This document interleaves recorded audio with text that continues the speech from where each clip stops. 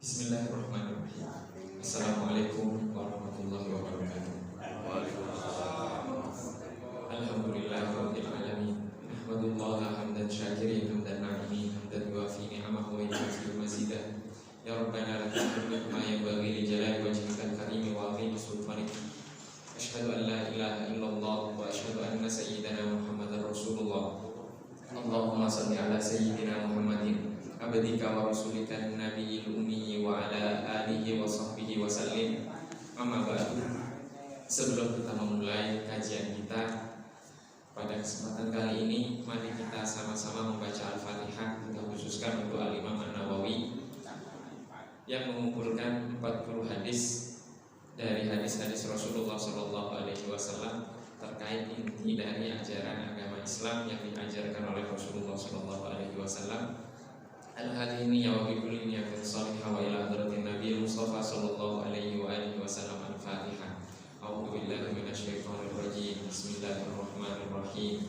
Alhamdulillahirabbil alamin. Arrahmanir rahim. Maliki yaumiddin. Iyyaka na'budu wa iyyaka nasta'in. Ihdinas siratal mustaqim. Siratal ladzina an'amta 'alaihim ghairil maghdubi 'alaihim waladdallin. Amin.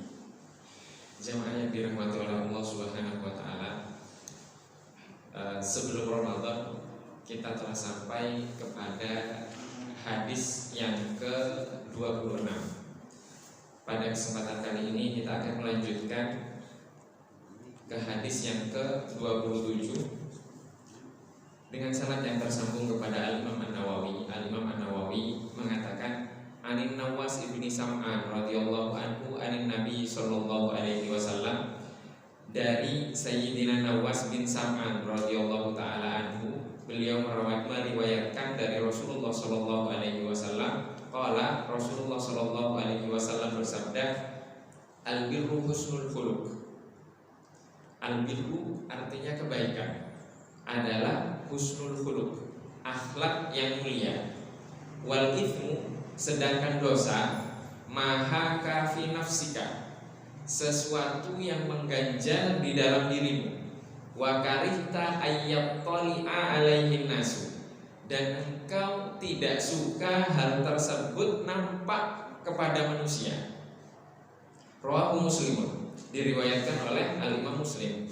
Wa an Wabisata ibni Ma'badin radhiyallahu ta'ala anhu qala, dan dari Sayyidina Wabisah bin Ma'bad radhiyallahu ta'ala anhu, beliau berkata, ataitu Rasulullah sallallahu alaihi wasallam, aku mendatangi Rasulullah sallallahu alaihi wasallam. Faqala, kemudian Rasulullah sallallahu alaihi wasallam bersabda, jita tas'alu anil birri wal ismi, engkau datang kepadaku untuk menanyakan tentang al-birru, kebaikan, wal ismi, dan dosa. Qultu, Wabisah menjawab, na'am, iya wahai Rasulullah. Qala, kemudian Rasulullah sallallahu alaihi wasallam bersabda, istafti qalbak, mintalah fatwa kepada hatimu, atau tanyakan kepada hatimu. Al-birru matma'annat ilaihin nafsu. Al-birru, kebaikan, adalah sesuatu yang membuat dirimu tenang atau jiwamu tenang. Watma'anna ilaihil qalbu, dan yang hati kepadanya tenang.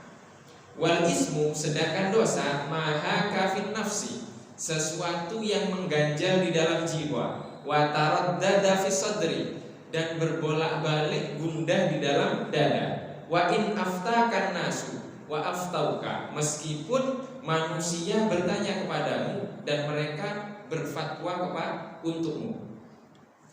Qala Syekh rahimahullahu ta'ala, Syekh rahimahullahu ta'ala mengatakan, hadithun hasanun, hadis ini adalah hadis yang hasan. Ruwinahu fi musnadail imamaini, hadis ini kami meriwayatkan dalam kedua musnad dari kedua imam, Ahmad bin Hanbal dan juga Al-Imam Ad-Darimi, bi isnadin hasan, dengan sanad yang hasan.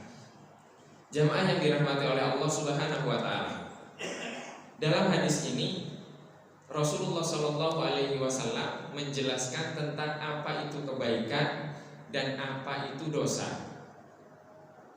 Di mana Rasulullah SAW menjelaskan di sini bahwa kebaikan itu adalah husnul khuluq, akhlak yang baik.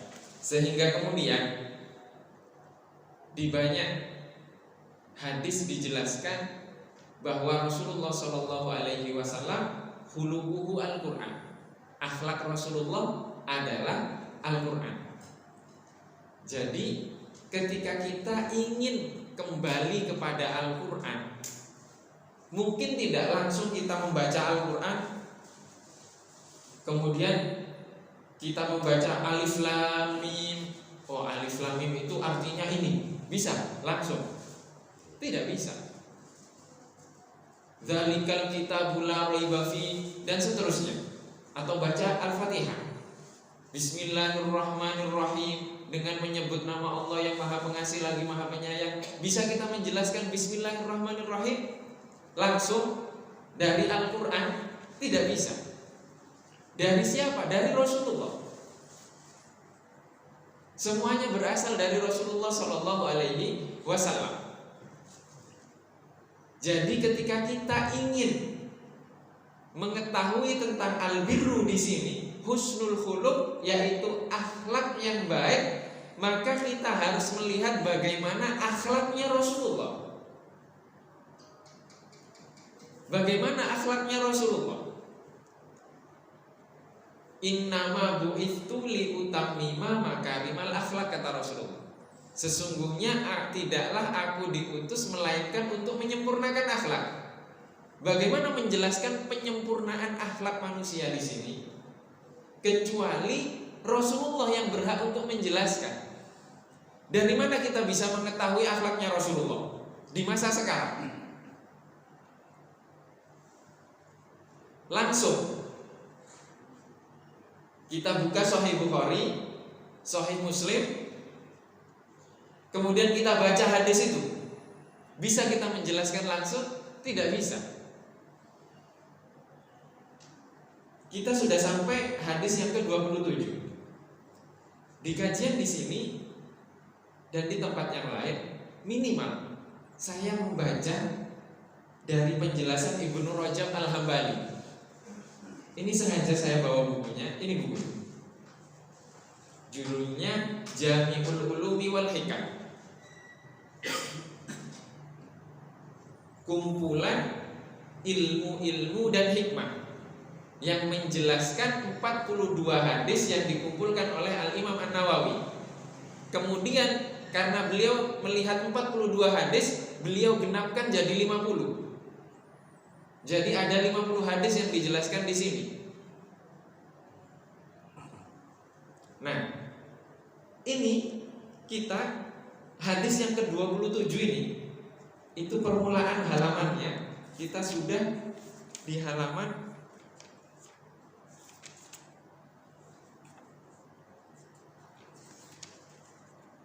675.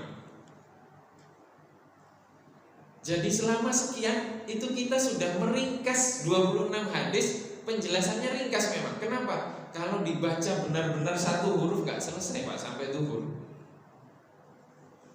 Kita hanya mengambil poin-poinnya saja. Maka akhlak di sini adalah akhlaknya Rasulullah Shallallahu Alaihi Wasallam. Bagaimana Rasulullah Shallallahu Alaihi Wasallam dalam kehidupan beliau mencontohkan tentang akhlak yang baik tersebut. Sehingga kemudian di dalam hadis ini dijelaskan, sedangkan ithmu, dosa itu apa? Maha kafi nafsika, apa yang mengganggu di dalam jiwamu, gundah di dalam jiwamu, wa karihta ayyat tali'a alaihin nasu, dan engkau tidak suka sesuatu tersebut diketahui oleh manusia. Coba, jangan sesuatu yang haram, kita bahas sesuatu yang makruh. Ada yang memakruhkan, ada yang membolehkan. Ini ada cerita yang makruh dulu, kita bahas yang makruh atau yang ada yang menghalalkan. Seperti rokok. Ya, rokok. Saya tidak mengharamkan? Tidak. Karena terkadang pun masih merokok bersama teman-teman. Tapi ada tidak yang perokok yang ingin anaknya merokok? Gak ada. Dan kadang gak ingin terlihat. Dan kalau kita lihat di media sosial, kita menemukan banyak cerita-cerita. Ada orang-orang yang bekerjanya di dunia malam, kemudian keluar, kemudian anaknya nelpon, dia menyampaikan apa? Iya, ibu sekarang sedang bekerja, doakan dapat rezeki yang halal. Kamu baik-baik yang ngajinya, baik-baik yang mondoknya.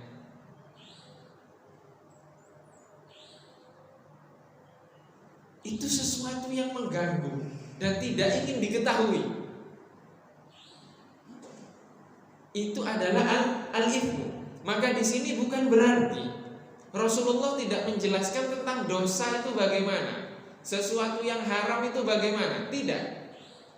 Maka untuk mengetahui dosa, kita harus tahu bagaimana Rasulullah menjelaskan tentang dosa, bagaimana Rasulullah menjelaskan tentang kebaikan itu. Kebaikan sudah dijelaskan di dalam kehidupan Rasulullah, dan juga dosa-dosa sudah dijelaskan di dalam kehidupan Rasulullah Shallallahu Alaihi Wasallam. Ada agama yang mengatur masuk masjid itu kaki kanan, keluar masjid kaki kiri. Ada agama yang mengatur menggunakan sendal itu yang dilepas, yang digunakan dulu kaki kanan, ketika melepas kaki kiri.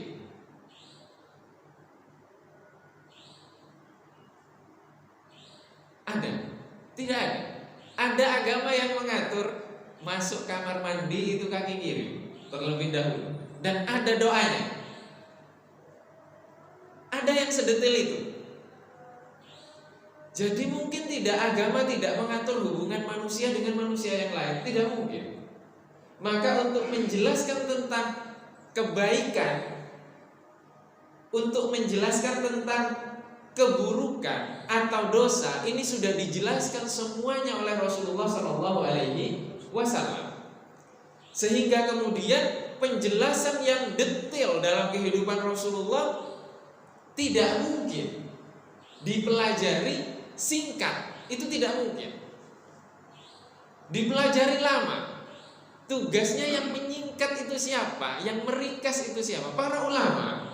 Sehingga kemudian Al-Imam Al-Ghazali menulis buku namanya Ihya Ulumuddin.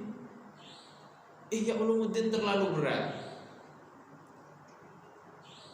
Akhirnya diringkas lagi oleh Al-Imam Al-Ghazali sebagai pengantarnya kitab Bidayatul Hidayah. Itu diajarkan kita bagaimana agar kehidupan kita dari bangun tidur sampai tidur lagi sesuai dengan tuntunannya Rasulullah Shallallahu Alaihi Wasallam.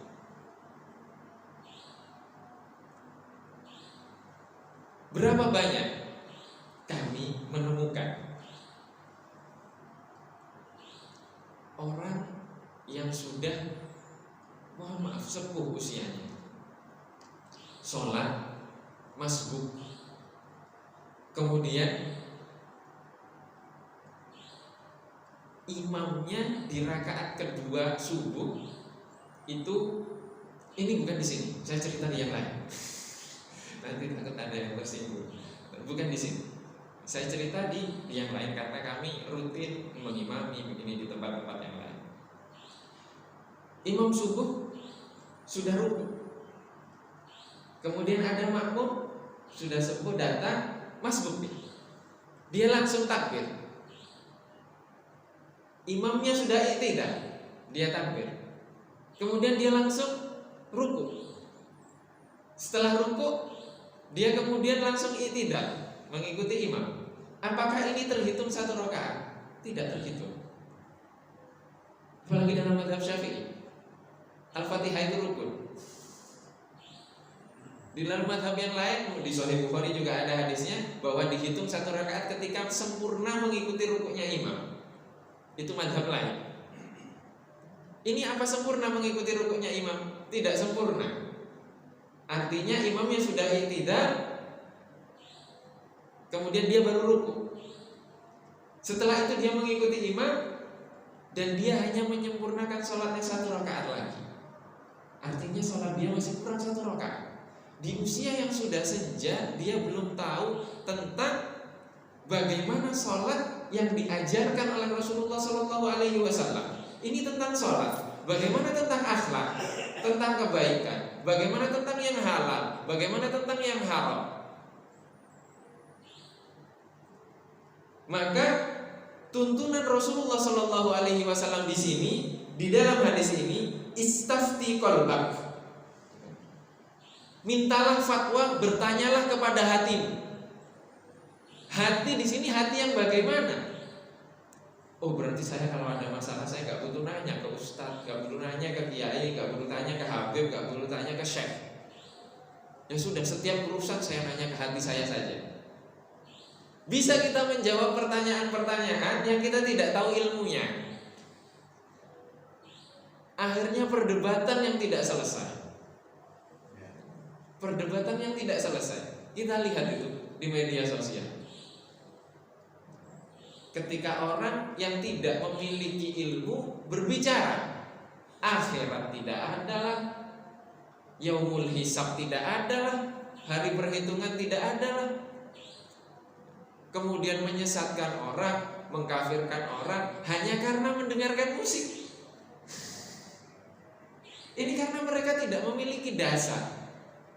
Tidak memiliki dasar dalam ilmu agama yang mengatur bagaimana itu dosa, bagaimana itu kebaikan. Mereka tidak berjenjang. Al-Fakir pernah cerita di sini. Baru lulus S1, kemudian karena bahagia telepon orang tua, kemudian orang tua ketika itu ada masalah dari tetangga. Tetangga suami istri menalak istrinya, langsung dalam satu waktu 3 talak. Orang tua saya nanya, ini 3 talak ini jatuh 3 atau jatuh 1? Boleh rujuk atau tidak? Saya baru belajar, baru baca buku diktat kuliah. Itu ada ulama yang mengatakan, yaitu Al-Imam Ibnu Taimiyah mengatakan talak 3 itu jatuh 1. Akhirnya karena yang saya ingat itu, saya langsung jawab dengan jawaban itu. Menurut Ibnu Taimiyah itu jatuh 1. Apalagi orang tua saya cerita, oh itu suaminya itu lagi marah begini. Sudah jatuh 1, boleh rujuk. 2 tahun setelah itu kami diterima pendidikan di lembaga fatwa di Mesir. Pendidikan 3 tahun. Ternyata untuk menentukan orang itu marah atau tidak butuh ilmu, namanya ilmu psikologi. Kami pelatihan dulu sama psikolog. Sehingga kemudian ketika ada orang bertanya meminta fatwa talak sekian kali, kita runut satu-satu. Kapan dia melafalkan talak yang pertama, kapan dia melafalkan talak yang kedua, kapan dia melafalkan talak yang ketiga, dan seterusnya. Dan setiap talak yang dia ucapkan, kita harus pastikan dia marah atau tidak. Cara memastikannya remeh. Terkadang ditanya, kamu ketika nalak yang pertama itu, kamu di dalam rumah atau di luar rumah? Dia jawab di dalam rumah. Di mana? Duduk atau berdiri? Berdiri. Di mana? Di ruang tamu. Ada siapa di sana? Siang atau malam? Ketika dia bisa jawab semua pertanyaan itu, artinya dia tidak marah. Kenapa? Sadar dia di mana. Kalau orang marah itu, dia nggak ingat apa-apa. Yang dia ingat istrinya yang cantik jelita itu, karena membuat dia marah, dia melihat istrinya itu keluar tanduk, nggak cantik lagi. Dan dunia ini semuanya gelap, yang dia lihat hanya musuhnya 1 orang itu saja. Dan dia nggak tahu siang atau malam. Dia tidak sadar berdiri atau duduk. Dia tidak sadar ada orang atau tidak. Itu namanya marah. Itu ada di ilmu psikologi. Saya langsung flashback ke 2 tahun sebelumnya yang saya memberikan fatwa tanpa ilmu. Saya langsung telepon orang tua. Saya tanyakan siapa yang nanya 2 tahun yang lalu. Orang tua saya jawab, saya sudah lupa. Coba bayangkan, ketika yang saya fatwakan tadi talak 3 jatuh 1, ternyata seharusnya dalam kondisi itu talak 3 itu jatuh 3, artinya saya sudah menghalalkan sesuatu yang diharamkan oleh Allah Subhanahu wa ta'ala. Bagaimana? Sampai sekarang saya nggak tahu orangnya siapa. Bagaimana ketika kita menjelaskan tentang di sini, apa itu kebaikan, apa itu dosa, hanya menggunakan logika, pengalaman tanpa tuntunan dari Rasulullah Shallallahu Alaihi Wasallam dalam kehidupan Rasulullah Shallallahu Alaihi Wasallam. Maka halal, haram itu jelas di dalam agama kita. Semuanya ada disiplin ilmunya. Jadi penjelasan untuk hadis ini panjang, termasuk penjelasan tentang kebaikan itu bagaimana. Di sini juga Rasulullah menjelaskan tentang di dalam hadis-hadis yang lain tentang makna kebaikan. Di dalam Al-Quran juga dijelaskan, walakinnal birra man amana billahi wal yaumil akhir wal malaikati wal kitabi wan nabiyyin. Akan tetapi kebaikan itu adalah orang-orang yang beriman kepada Allah, kepada hari akhir, kepada malaikat, kepada kitab-kitab, kepada para nabi. Dan ini penjelasan di dalam Al-Quran tentang al-birru, tentang kebaikan. Bagaimana kita bisa mengatakan di masa sekarang ini bahwa dia kan baik banget meskipun gak beriman kepada Allah, masa dia nanti masuk neraka sih? Kan kasihan. Apa bisa seperti itu? Tidak bisa. Ini sudah harga mati. Ini sudah harga mati untuk rukun iman, untuk rukun Islam. Itu sudah harga mati. Belum kita membahas tentang kebaikan apa? Kebaikan, ternyata kebaikan itu tidak hanya lahirnya saja, tapi juga batinnya. Kita sudah kaji di hadis ini bahwa ada orang yang melakukan amal perbuatan ahli sorga seumur hidupnya, tinggal 1 hasta dia masuk sorga, ternyata dia melakukan amal keburukan, amal ahli neraka. Karena apa? Karena keduluan apa yang dicatat oleh Allah Subhanahu wa ta'ala bahwa dia ahli neraka. Akhirnya meninggal dalam keadaan su'ul khotimah dan masuk neraka. Demikian juga sebaliknya, ada orang yang ahli maksiat, kemudian tinggal sehasta masuk neraka. Dia melakukan amal perbuatan ahli surga dan dia husnul khotimah dan masuk surga. Untuk penjelasan tentang hadis itu, ternyata orang yang melakukan amal kebaikan itu dia nggak ikhlas, bukan karena Allah Subhanahu wa ta'ala. Ada tidak seperti itu di dalam kisahnya Rasulullah? Ada. Sahabat mengatakan, Rasulullah dia kan syahid. Rasulullah menjawab, dia bukan syahid. Dia berjihad bersama kita agar dikatakan sebagai pemberani atau pahlawan. Dan dia sudah mendapatkan julukan itu dari kalian. Terus butuh apa lagi dari Allah? Artinya kebaikan itu lahir dan batin itu selaras. Oleh karena itu di awal dijelaskan bahwa agama ini itu terdiri dari 3 elemen penting, yaitu iman, Islam, dan ihsan. Dan ini harus selaras. Bagaimana di hadis sebelum ini juga, di hadis ke-21, 23 kalau nggak salah, itu dijelaskan bahwa barang siapa yang mengucapkan la ilaha illallah, dia akan masuk surga. Enak sekali kalau hanya ngomong la ilaha illallah masuk surga. Kita baca la ilaha illallah saja terus. Ternyata tidak seperti itu. La ilaha illallah, tiada Tuhan selain Allah, artinya di hati kita tidak ada selain Allah. Kalau masih ada selain Allah, saya duduk di depan ini, jadi di dalam secara zahir, oh iya, menjelaskan bahwa kitab tebal, ternyata di hatinya bukan Allah tapi amplop yang setelah ini disalamkan oleh Ustaz Edi. Jadi mengganti Allah dengan selainnya, dengan apapun itu.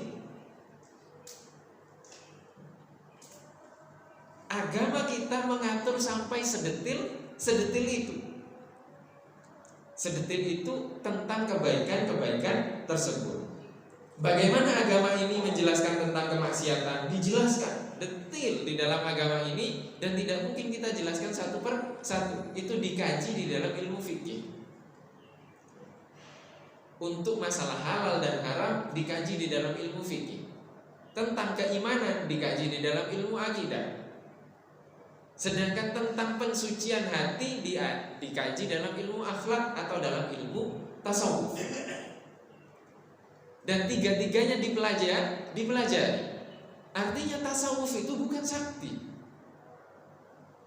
Tasawuf itu bukan sakti. Tasawuf itu membersihkan hati dari selain Allah Subhanahu wa ta'ala. Sedangkan kita hidup di dunia. Kalau di akhirat iya. Kalau di akhirat iya, tidak ada itu nafsu. Tapi kalau di dunia itu ada. Maka disinilah letak bagaimana kita harus mengetahui makna al-birru, kebaikan, al-ithmu itu juga dosa. Jadi dosa itu tidak hanya dosa lahir, tapi juga dosa batin. Kemudian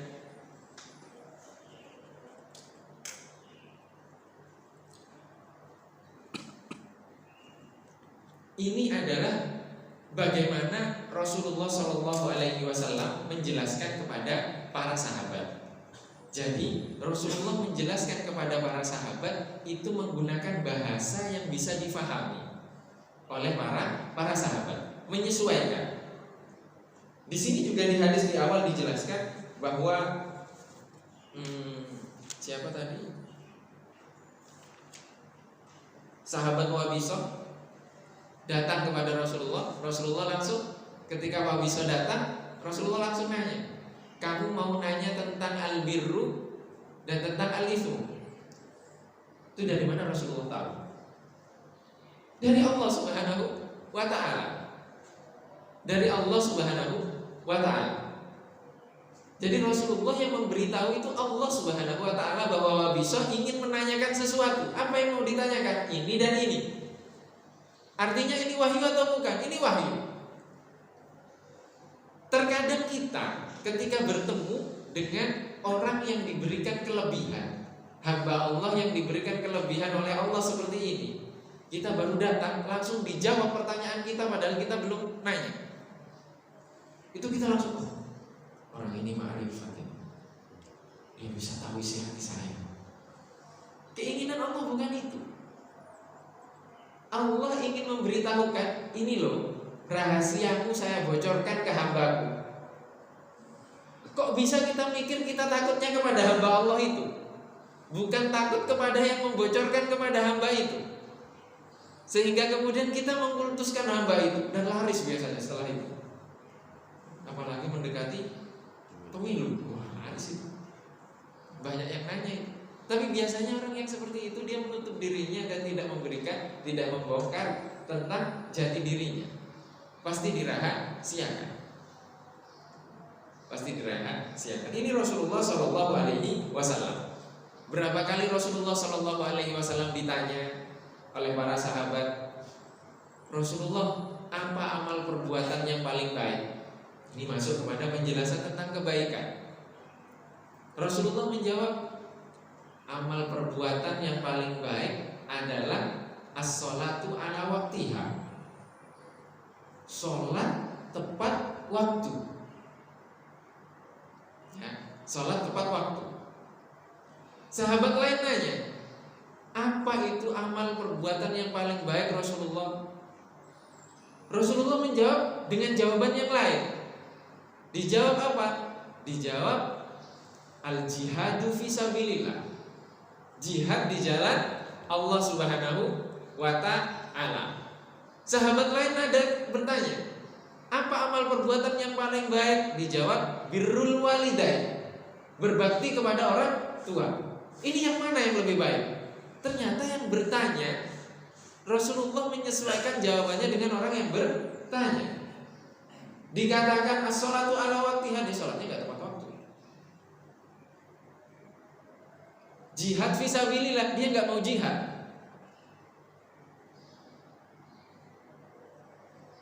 Dikatakan berbakti kepada orang tua, dia tidak berbakti kepada orang tua.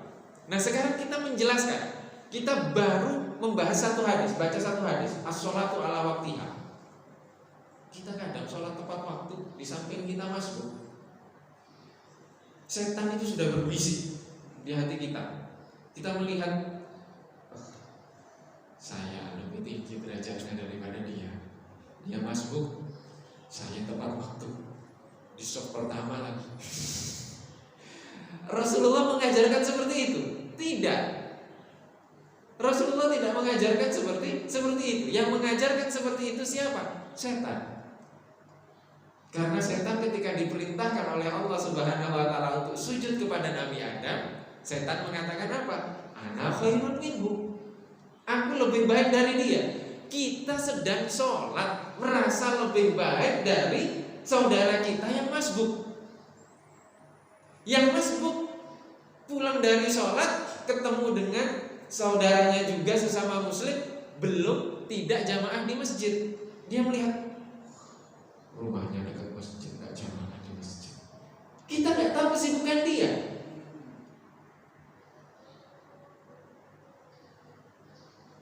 Ini hati. Itu kita membahas satu, karena baru satu hadis yang kita baca. Ternyata Rasulullah menyesuaikan tentang kebaikan-kebaikan itu. Jadi penjelasan tentang kebaikan di sini luas sekali. Dan kita perlu amat sangat penting untuk membaca sejarahnya Rasulullah Shallallahu Alaihi Wasallam. Dan kita perlu belajar fikih. Kita perlu belajar tata cara ibadah, kita perlu belajar akhlak, kita perlu belajar tentang akidah. Kita perlu belajar tentang hal-hal seperti itu. Karena apa? Karena itu pendidikan. Karena itu yang akan menuntun dalam kehidupan kita untuk menyampaikan kita keselamatan di akhirat. Bagaimana kita agar mengenal Rasulullah selain dengan membaca sejarahnya Rasulullah, mengkaji seluruh detail tentang agama ini? Kami mengikuti di beberapa video yang tersebar di media sosial. Ada di sebuah universitas ternama, di Fakultas Pendidikan, mahasiswa sedang wisuda. Ketika wisuda, selesai wisuda, mereka ditanya random tentang skripsi yang mereka tulis. Ternyata skripsinya itu semuanya rata-rata tentang film. Apa pengaruh film Doraemon, peran Doraemon kepada anak-anak di lingkungan wilayah ini? Apa pengaruh film One Piece dengan karakter figur ini kepada anak-anak di usia ini dari sekolah ini? Apa pengaruh film Korea kepada anak ini? Pertanyaannya, sejak kapan figur pendidikan kita, anak-anak kita, itu diatur dipengaruhi oleh film-film itu? Berarti kita tidak mengenalkan kepada anak-anak kita, generasi yang di bawah kita, tentang sosok Rasulullah SAW. Tidak mengenalkan tentang pewaris-pewarisnya Rasulullah SAW. Di sisi lain ada yang mengatakan ketika kita sudah suka kepada seorang ulama, kepada figur yang itu alim, dikatakan kamu mau ikut Rasulullah atau mau ikut Imam Syafi'i? Sudah mending kita ikut Imam Syafi'i daripada ikut Doraemon, daripada ikut One Piece, daripada ikut Dragon Ball, daripada ikut yang lainnya. Di sisi lain seperti itu. Di sisi lain kita tidak mengenalkan kepada anak-anak kita tentang Rasulullah SAW dan para pewarisnya. Terus bagaimana kita bisa bertanya kepada hati kita bertanya kepada hati kita. Sedangkan anak-anak kita tidak pernah kita kenalkan mereka, minimal kita ceritai tentang keutamaan Rasulullah, kisah-kisah tentang Rasulullah, tentang para ulama, tentang mereka-mereka yang mencontohkan dan mengantarkan kita untuk mengenal agama ini.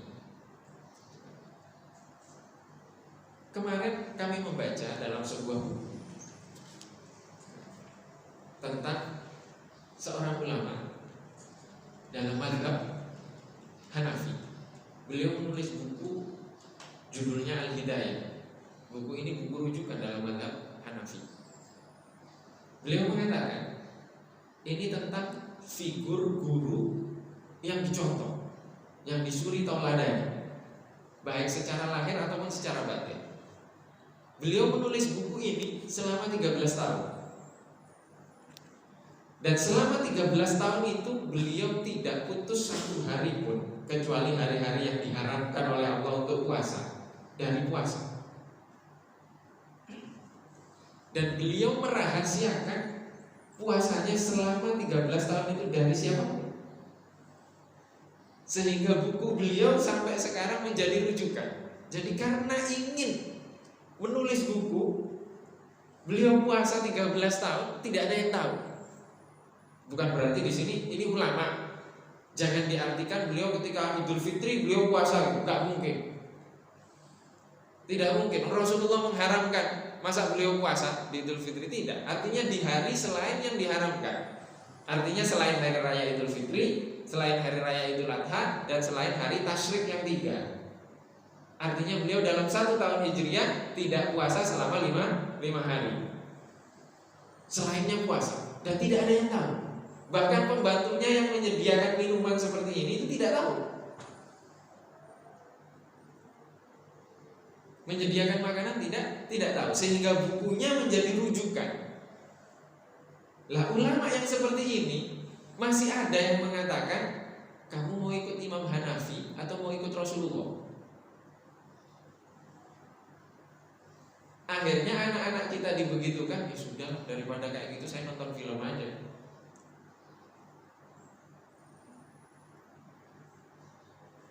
Ada di mall merchandise dari salah satu grup di Korea kemarin baru buka merchandise yang baru.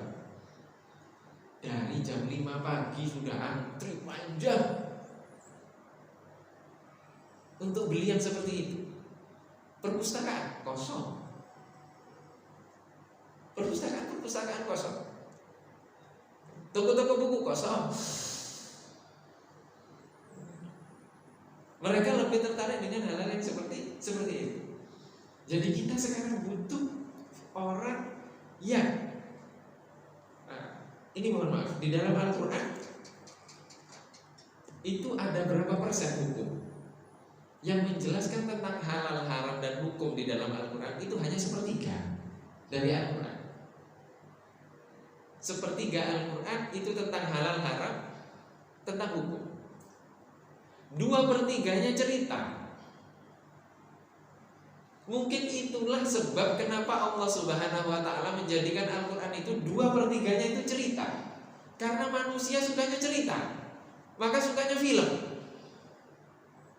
sukanya novel, sukanya ini. Tugas kita sekarang adalah menceritakan inti dari apa yang diceritakan Al-Quran dalam konteks sekarang dan menarik, sehingga nilai-nilai yang dicontohkan oleh Rasulullah itu sampai kepada anak-anak kita. Maka kita butuh produser film, butuh artis, butuh ini yang mengerti tentang nilai-nilai Rasulullah SAW, sehingga nampak di layar kaca, nampak di media sosial, nampak di status, nampak di dunia kita sekarang, sehingga mereka kembali kepada Rasulullah SAW.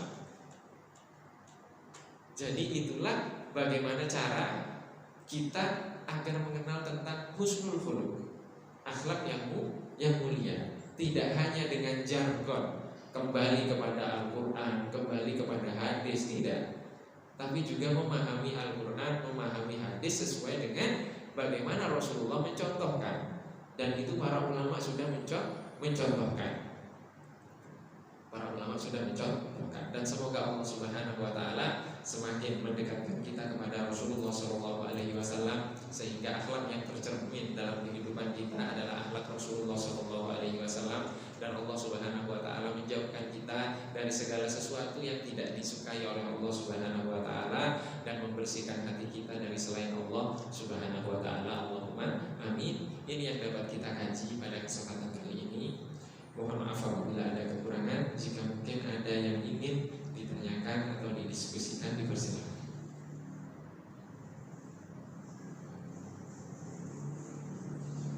Assalamualaikum warahmatullahi wabarakatuh. Waalaikumsalam. Ustaz ini menekankan bahwa akhlak Al-Quran itu detail. Contoh yang diberikan oleh Allah itu adalah detail kehidupan kita. Satu hal yang mengganjal bagi saya yang ingin saya katakan, kemajuan teknologi yang demikian maju sekarang ini, yang dimana pada waktu zaman Rasulullah belum ada. Ini bagaimana untuk menjelaskannya? Tentu bagian tersebut tidak ditemukan pada sebuah. Nah, itu bagaimana kita mensikapi atau bagaimana petunjuk yang harus kita jadikan pegangan untuk memecahkan masalah ini. Terima kasih Ustaz. Bismillahirrahmanirrahim. Bagaimana kita menghadapi perkembangan zaman? Setelah Rasulullah SAW wafat, artinya agama ini sudah sempurna. Tidak mungkin tidak sempurna. Kalau kita katakan tidak sempurna, artinya ada yang tidak disampaikan oleh Rasulullah, dan itu tidak mungkin. Karena akhlak sifat wajib bagi Rasulullah adalah siddiq, amanah, tabligh, fatonah. Tabligh artinya menyampaikan. Jadi semua yang diperintahkan oleh Allah untuk disampaikan sudah disampaikan oleh Rasulullah Sallallahu Alaihi Wasallam. Setelah itu wafat Rasulullah, ada masalah baru yang belum pernah terjadi ketika Rasulullah masih hidup, yaitu siapa yang memimpin umat Islam yang menggantikan Rasulullah Sallallahu Alaihi Wasallam. Maka kemudian terpilihlah Sayyidina Abu Bakar. Dengan cara apa? Para sahabat membaiat Sayyidina Abu Bakar. Mungkin nggak sahabat yang lain ada yang ingin pilih selain Sayyidina Abu Bakar? Oh, mungkin ada. Tidak perlu dipungkiri. Setiap orang pasti punya figurnya masing-masing. Tapi yang dibaiat ketika itu adalah Sayyidina Abu Bakar.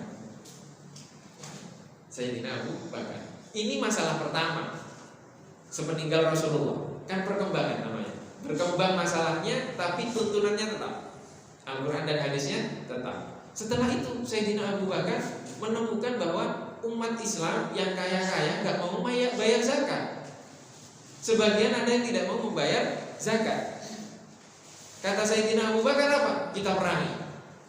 Sayyidina Umar mengatakan, oh jangan diperangi. Kenapa? Karena Rasulullah melarang kita untuk memerangi orang yang masih beriman kepada Allah atau mengucapkan 2 kalimat syahadat. Mereka masih mengucapkan 2 kalimat syahadat. Terjadi perdebatan antara Sayyidina Abu Bakar dan Sayyidina Umar.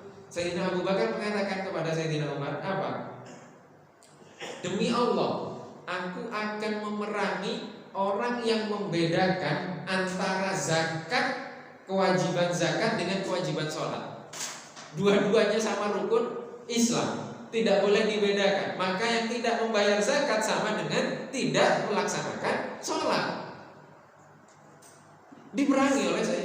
Terjadi diskusi ketika ada masalah baru. Terus seperti itu. Termasuk di masa sekarang. Teknologi canggih, bayi tabung, ya kan? Bayi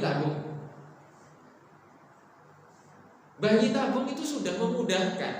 Bagi siapa? Bagi seluruh umat manusia yang ingin memiliki keturunan, karena ada masalah dalam tubuhnya. Misalkan ada rahim yang tertutup oleh daging-daging karena terlalu gemuk mungkin, sehingga sperma tidak bisa masuk ke rahim. Diambillah sperma itu dari sang suami, diambillah ovum, sel telurnya dari sang istri, kemudian dimasukkan, digabungkan di lambung, dibuahi di laboratorium. Setelah menjadi janin dimasukkan ke rahim sang istri. Akhirnya sang istri hamil. Boleh tidak ini? Boleh. Tapi boleh tidak spermanya punya laki-laki, sel telurnya milik perempuan yang belum nikah, dua-duanya boleh digabungkan? Tidak boleh. Itu sama dengan perzinahan. Sama dengan perzinahan. Maka inilah tugas agama.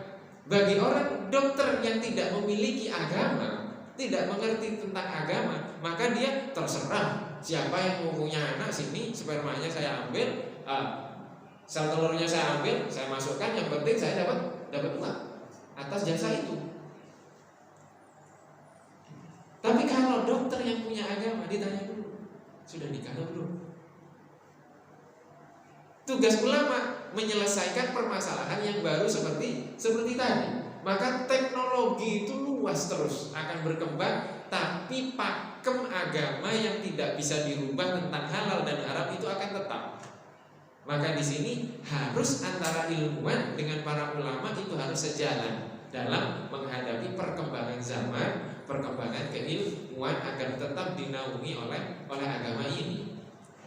Belum lagi sekarang ada bank sperma, belum lagi banyak teknologi baru yang itu mempermudah apa? Mempermudah kita. Bahkan pemilihan janinnya bisa jadi laki-laki, bisa jadi perempuan, itu sudah bisa direkayasa sekarang.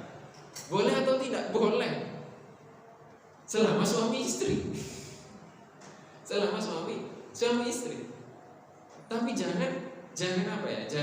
Jangan menjadikan itu sebagai jalan utama, bukan. Bisa jadi dokternya sudah yakin, oh ini saya bisa memastikan bahwa ini nanti anaknya laki-laki. Dalam proses 9 bulan di kandungan keluarnya perempuan.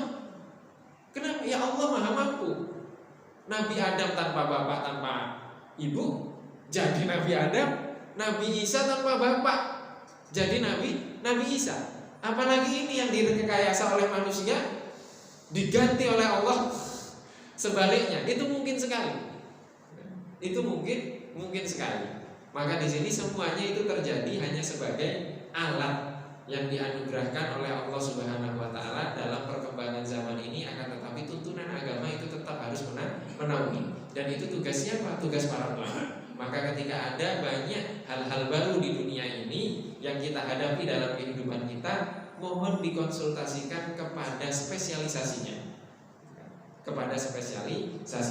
Maka bapak-bapak kalau sakit jangan minta obat ke saya. Kalau minta obat ke saya nanti saya dikira dukun. Karena sekolah saya urusan agama. Jadi berobatlah ke dokter, kemudian diumumkan di grup di jamaah gitu kan, bahwa bapak ini sakit, tugas kita mendoakan. Bisa jadi doa kita Al-Fatihah yang kita baca itu yang dikabulkan oleh Allah Subhanahu wa taala, sehingga kemudian obatnya berfungsi membunuh penyakit itu. Atau obatnya tidak berfungsi, Al-Fatihahnya yang berfungsi sehingga penyakitnya tunduk kepada Al-Fatihah, doa yang kita bacakan, sehingga kita sembuh. Dan itu semuanya dari kehendak dan kekuasaan Allah Subhanahu wa taala. Wallahu wa rasuluhu a'lam. Ada yang lain? Waalaikumsalam.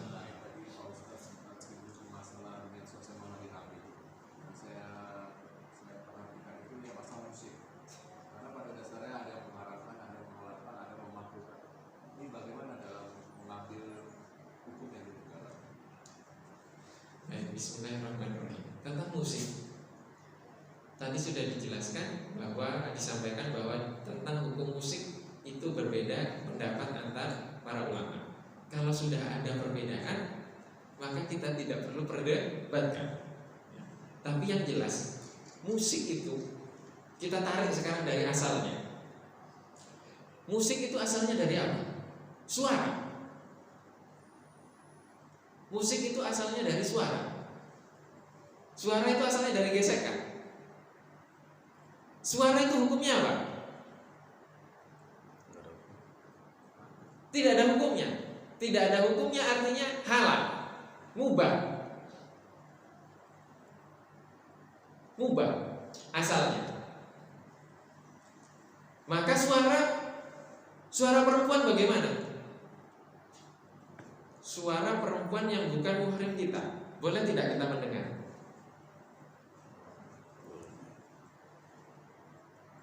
Boleh atau tidak?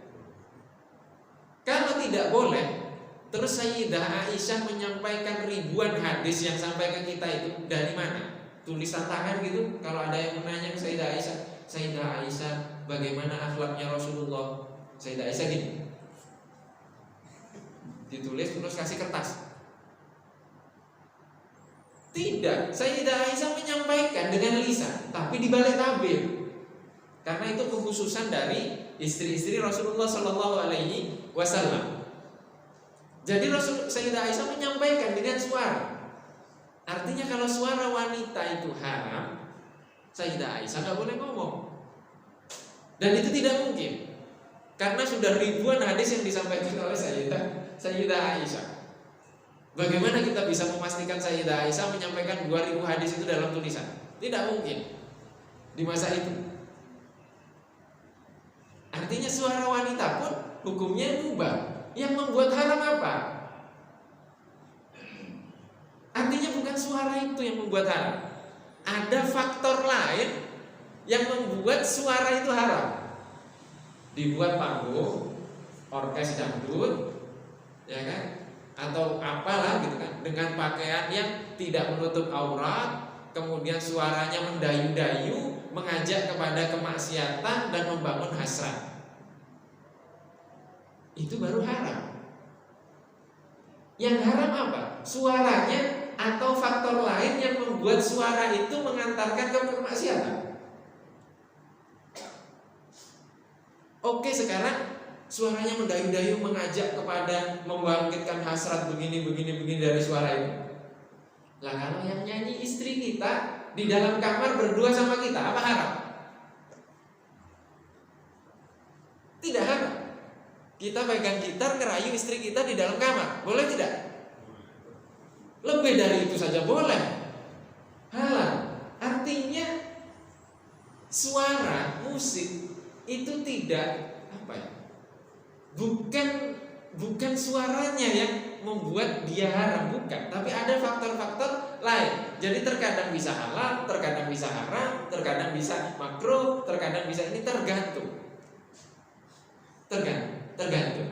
Jadi kalau dipukul rata langsung, kita nggak boleh nyanyi, nggak boleh kita nulis puisi untuk istri kita, kemudian kita lantunkan kepada istri-istri kita, tidak boleh. Kenapa? Karena itu haram. Tapi buktinya boleh. Artinya musik itu asalnya dari suara, dan suara itu mubah, boleh. Yang membuat haram adalah faktor-faktor lain yang mengantarkan kepada sesuatu yang dilarang, menjadi perantara untuk mengantarkan kita kepada sesuatu yang dilarang oleh Allah Subhanahu wa Ta'ala. Itu kurang lebih ringkasan tentang musik. Tentang musik. Dan di sini para ulama berbeda-beda tentang hukum alat musik itu berbeda-beda. Bahkan guru-guru kami yang dari Syria itu mengharamkan, mereka hanya membolehkan alat musik namanya duf. Duf itu apa? Seperti terbang, tapi nggak ada apa itu kicirikannya, cik, nggak ada itunya. Jadi dia hanya seperti duk begitu saja. Itu yang boleh. Selain itu haram bagi mereka. Yang ada cik gitu, itu tidak boleh haram. Maka kalau kami di sini hadro, sholawatan pakai ada ininya, yang itu yang ada begitunya nggak boleh. Tapi kita tetap aja. Dan terkadang diundang, setelah diundang ke universitas pasti ada kan lagu Indonesia Raya berdiri. Mau nggak mau beliau berdiri juga. Akhirnya ketika berdiri melantunkan pakai drum lagi dan pakai alat-alat musik yang lainnya, dan beliau tetap berdiri. Kenapa? Karena beliau tahu bahwa ada yang membolehkan hal-hal yang seperti itu, sehingga beliau keluar dari pendapatnya. Karena apa? Karena itu kebiasaan di Syria tidak bisa dibawa ke kebiasaan di Indonesia, ke adat di Indonesia. Maka lucu Ketika ada warga Indonesia, kemudian ada lagu Indonesia Raya, dia tidak mau berdiri, tidak mau hormat, karena apa? Karena mengharamkan lagu. Itu lucu. Itu lucu karena apa? Karena terjadi perbedaan pendapat. Apa sulitnya kita mengikuti yang membolehkan dalam hal-hal yang tidak mengantarkan kepada kemaksiatan, justru mengantarkan kita kepada semangat untuk membela negara ini, untuk menyatukan agama ini, negara ini, untuk membangun negara ini, dan seterusnya. Wallahu wa rasuluhu a'lam. Ini yang Al-Fakir ketahui tentang musik dan yang berkaitan dengan hal itu. Wallahu wa rasuluhu a'lam.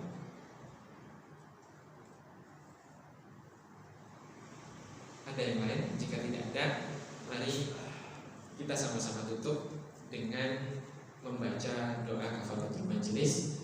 Subhanakallahumma wa bihamdika asyhadu an la ilaha illa anta astaghfiruka wa atubu ilaik. Subhanakallahumma wa bihamdika asyhadu an la ilaha illa anta astaghfiruka wa atubu ilaik. Subhanakallahumma wa bihamdika asyhadu an la ilaha illa anta astaghfiruka wa atubu ilaik. Wabillahi taufiq wal hidayah. Wassalamualaikum warahmatullahi wabarakatuh.